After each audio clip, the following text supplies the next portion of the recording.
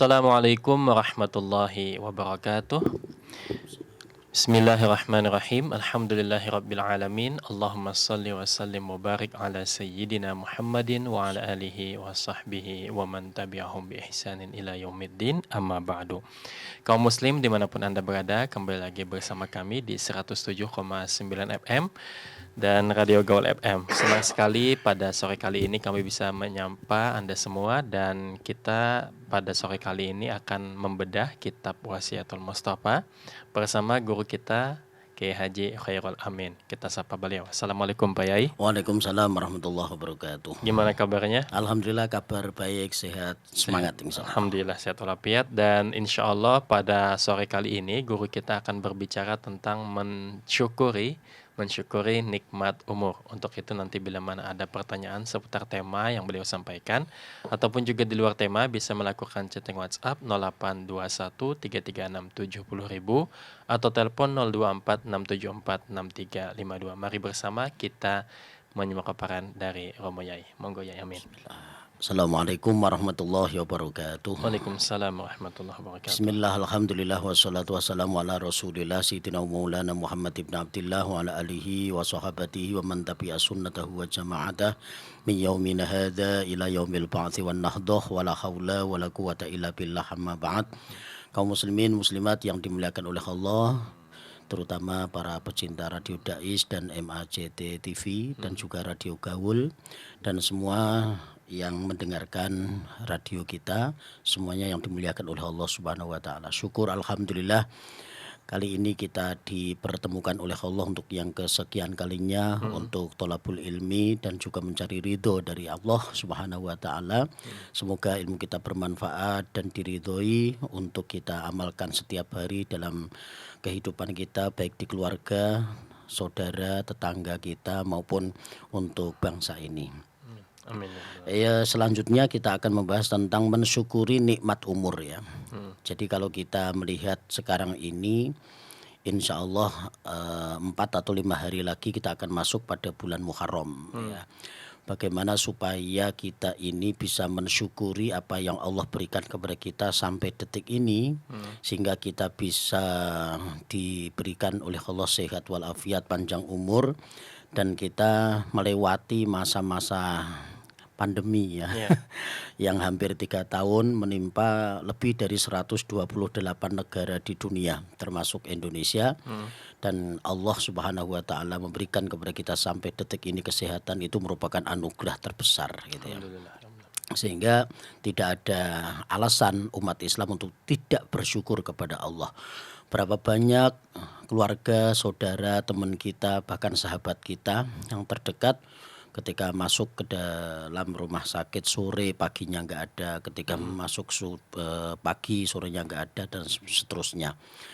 Betapa kita merasa kehilangan ya mereka. Kita doakan semoga mereka husnul khotimah. Amin ya Rabbal. Dan sebagian ulama mengatakan yang meninggal karena kena virus atau racun itu adalah bagian daripada mati syahid. Ya, syahidnya syahid akhirat. Nah, kita alhamdulillah sudah akan masuk pada tahun yang baru, yaitu 1445 Hijriah, meninggalkan 1444 Hijriah. Nah, tentunya yang lebih penting daripada kita menikmati daripada kesehatan dan tentunya keimanan dan keislaman kita, itu adalah bagaimana supaya meningkatkan amal ibadah kita di tahun yang akan datang ini. Sehingga setiap manusia itu sebetulnya melangkahkan kakinya untuk menuju kepada kematiannya, kepada ajalnya. Dan setiap manusia setiap hari antara umur di hari Senin dengan Selasa itu keadaannya berbeda. Dan seperti itu seterusnya, antara minggu ini dengan minggu berikutnya tidak sama, antara bulan ini dengan bulan berikutnya tidak sama, antara tahun ini dengan berikutnya tidak sama. Beberapa hari yang lalu saya takziah ke saudara yang meninggal itu di tempat saya dilahirkan, yaitu di Panggung Kidul, Semarang Utara. Nah, di sana itu saya seperti reuni ya, ketemu tetangga yang 22 tahun tidak ketemu. Ketemu-ketemu mereka masih mengenal saya, ya karena mungkin wajah saya masih imut gitu ya. Iya, tidak berubah, awet muda. Ternyata mereka sudah amit-amit.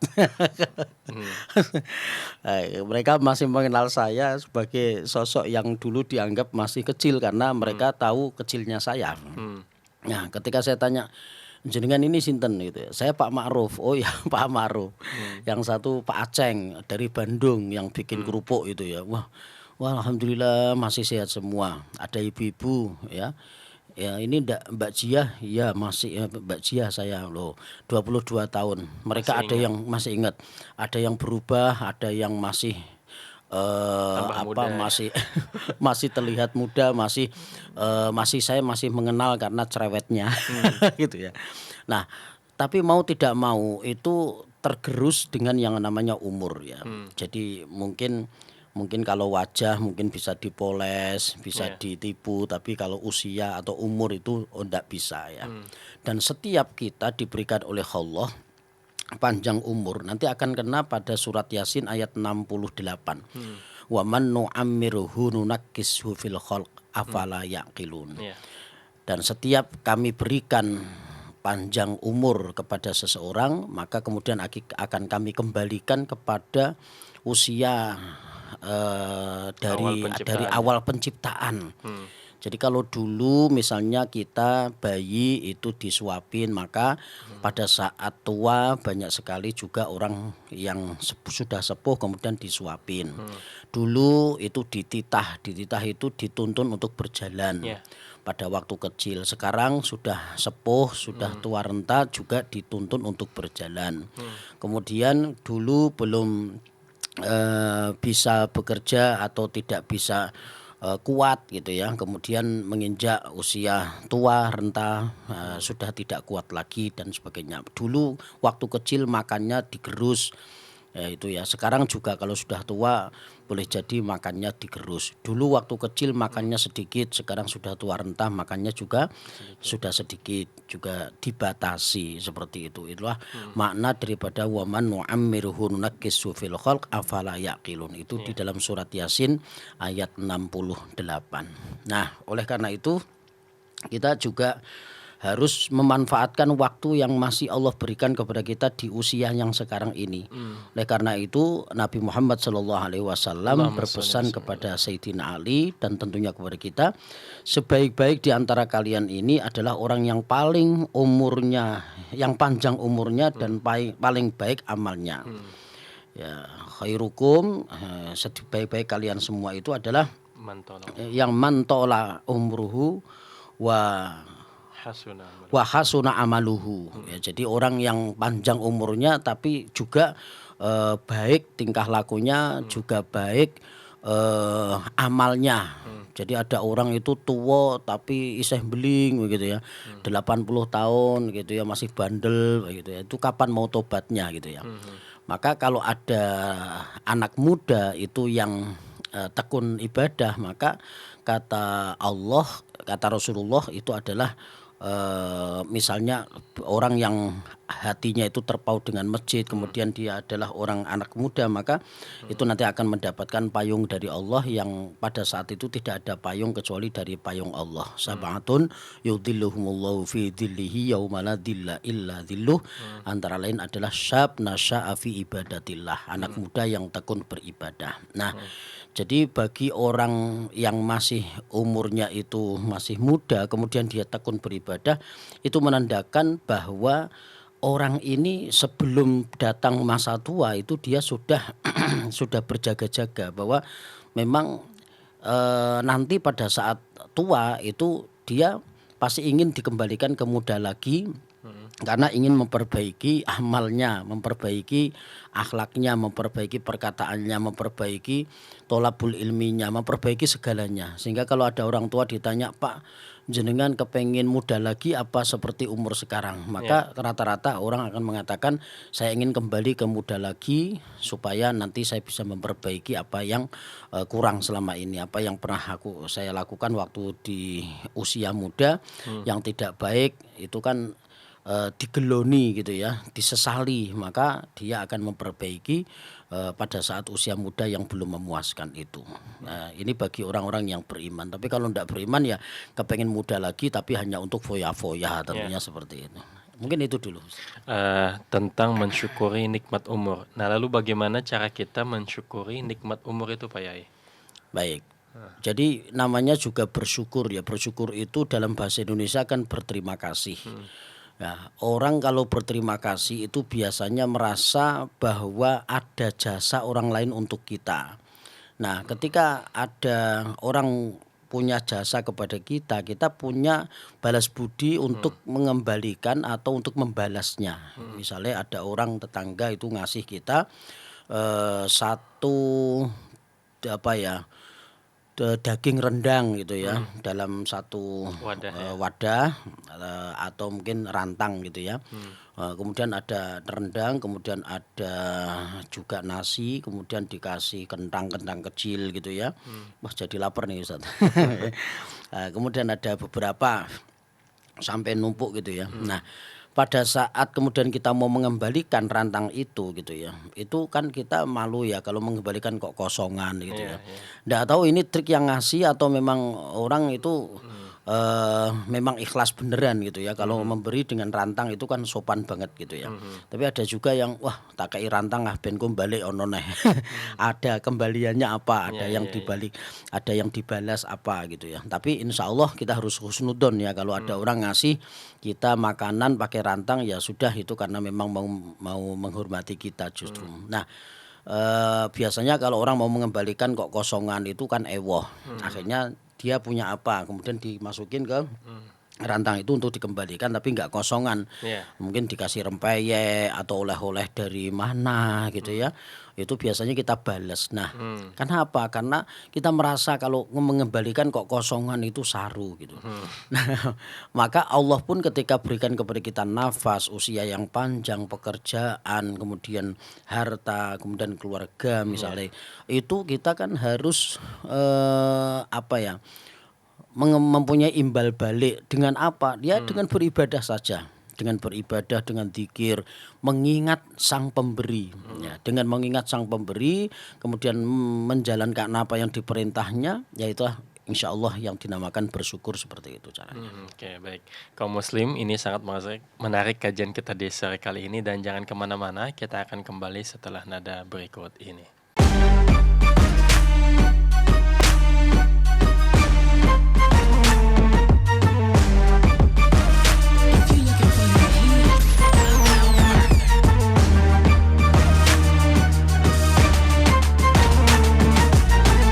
Dipancarkan dari Menara Al-Husna. Dipancarkan langsung dari Menara Al-Husna. Dipancarkan dari Menara Al-Husna. Kawasan Masjid Agung, Jawa Tengah, 107,9 FM. 107,9 Radio Dakwah Islam, terdepan dalam dakwah dan nada. Radio Dakwah Islam atau yang kerap disingkat Radio Dais telah mengudara sejak 23 September 2006. Radio berfrekuensi 107,90 MHz yang bertempat di lantai 1 Menara Al-Husna kawasan Masjid Agung Jawa Tengah merupakan radio yang bukan hanya menampilkan dakwah syiar agama Islam, tapi ternyata yang lain adalah Dais menyajikan acara hiburan, pendidikan, dan informasi dengan format Islami. Saatnya disapa dulu ya, udah gabung via SMS-nya. Berjumpa kembali bersama saya Conan di dalam acara Uswa. Kita akan membahas segala sesuatu yang berkaitan dengan tanaman kaum muslim. Masih dalam acara Salam Pagi. Kaum muslim, sesaat lagi kita akan bergabung dengan Masjid Agung Jawa Tengah untuk menantikan azan sholat zuhur. Senang sekali Kak Fajar pagi hari ini bisa menemani adik-adik semua dalam acara siaran anak RA. Selain itu, Dais mempunyai keunggulan untuk memikat hati para pendengar dan berbeda dari radio lainnya, yaitu adanya segmen dialog interaktif mengenai syiar agama Islam yang sangat dibutuhkan setiap masyarakat. Radio Dais menjangkau daerah Semarang, Demak, Kendal, dan sekitarnya. Bagi pendengar yang berada di luar kota, tidak perlu takut ketinggalan berita. Kini, Anda bisa download aplikasi Dais Play yang telah tersedia di Play Store smartphone Anda.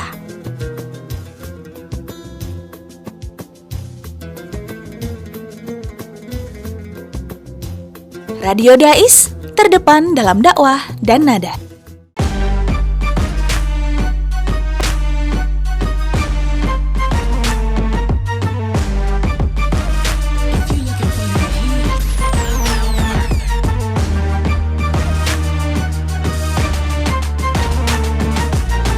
Baik kaum muslim, kembali lagi bersama kami di 107,9 FM dan Radio Gaul FM. Kaum muslim silahkan bila mana ada pertanyaan bisa dilayangkan ke chatting WhatsApp 0821 336 70.000 atau telepon 024 674 6352. Masih bersama Kiai Haji Khairul Amin. Berkaitan tentang waktu Pak Yai. Ya.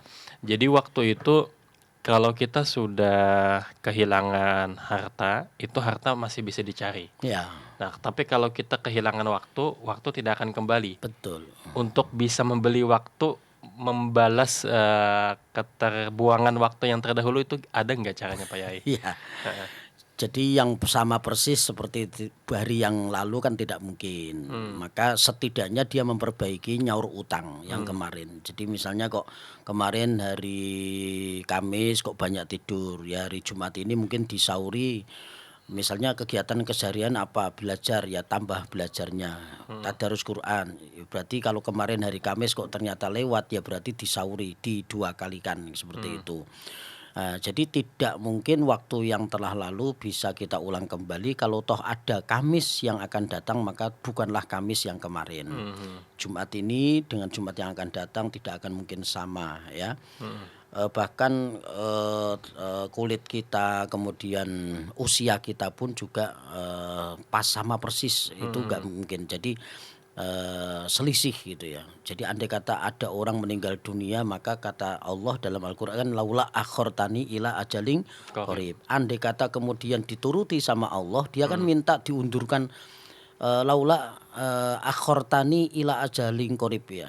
Dia kepengin sebentar saja untuk diundur kematiannya, untuk fa'as-sodaka wa akum minas solihin ya. Ingin sedekah dan menjadi orang yang soleh. Maka kemudian ketika ijabah oleh Allah, diturutin oleh Allah satu hari saja, maka satu hari itu dia akan pergunakan untuk membalas yang puluhan tahun mereka sia-siakan selama ini. Jadi sebetulnya maka al-waktu kasaif itu ya, pernah dengar itu ya, bahwa waktu itu adalah seperti pedang. Jadi kalau kita tidak mempergunakan, maka waktu itu akan menyayat kita. Jadi pergunakan waktu itu sebaik-baiknya, jangan sampai ada apalagi banyak ya waktu yang terbuang. Di sini gur tongkrong ngopi lula udah tutut gitu ya. Ya bolehlah seperti itu, tongkrong ngopi itu penting gitu ya. Tapi juga jangan sampai kemudian menghilangkan makna daripada kehidupan ini, yaitu beribadah, tholabul ilmi, bergaul dengan orang-orang soleh yang bermanfaat untuk orang lain, sehingga hidup ini bisa menjadi berguna karena kita manfaatkan waktu itu untuk kita, keluarga, saudara, bahkan untuk bangsa ini. Seperti itu. Tadi disinggung laula akhortani ila ajalin qarib. Kemudian ada lagu Raihan kalau tidak salah itu ya, tentang waktu itu muda sebelum tua, Ya, kaya sebelum miskin. sebelum miskin. Nah, Ya. kaya sebelum miskin ini apa hubungannya dengan waktu Pak Yai? Kaya sebelum miskin. Nah. Jadi ketika kita kaya itu kan banyak sekali orang yang lalai ya, lalai dengan kekayaannya sehingga mereka hanya mengumpulkan dunia, alhaakumut takatsur.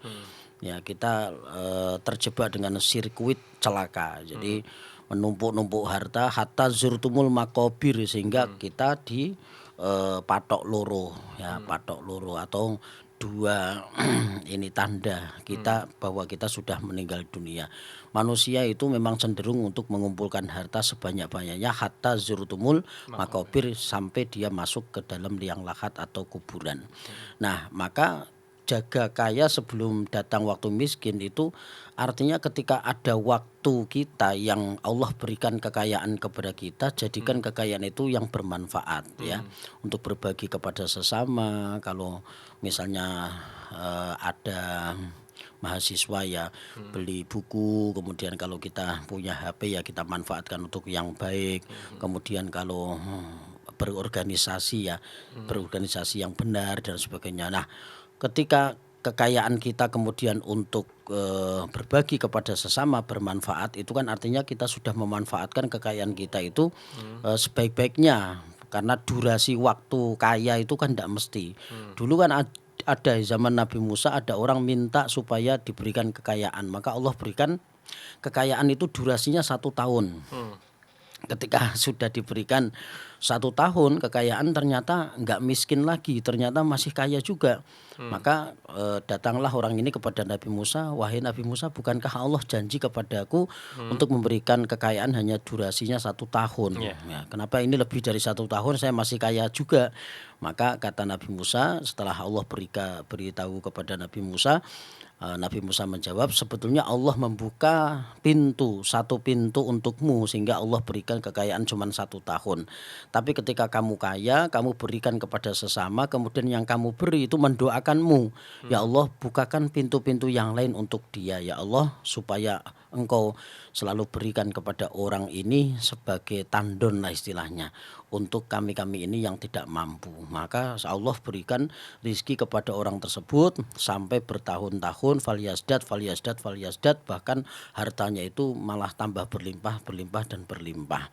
Nah, ini kalau enggak disyukuri kemudian Allah murka, memang hanya 1 tahun saja karena Allah berikan hanya 1 tahun, tapi dengan waktu dia kaya kemudian dia mau berbagi, maka Allah bisa saja merubah kodoknya untuk menjadikan dia kayanya lebih panjang lagi, seperti itu. Oke, baik. Kayanya lebih panjang.